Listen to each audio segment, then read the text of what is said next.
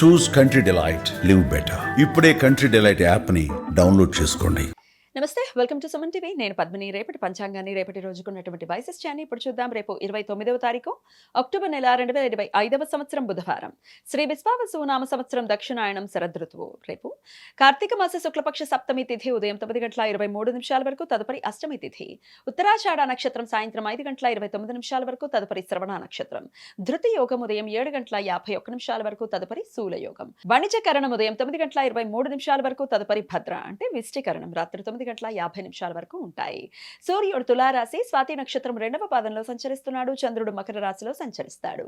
నక్షత్ర వర్జం రాత్రి 9:40 నుండి 11:20 వరకు. అమృతకాలం పగలు 10:38 నుండి మధ్యాహ్నం 12:21 వరకు. రేపు సూర్యోదయం ఉదయం 6:13 సూర్యాస్తమయం సాయంత్రం 5:46 చంద్రోదయం మధ్యాహ్నం 12:35 చంద్రాస్తమయం రాత్రి 11:58 అభిజిత్ ముహూర్తం లేదు.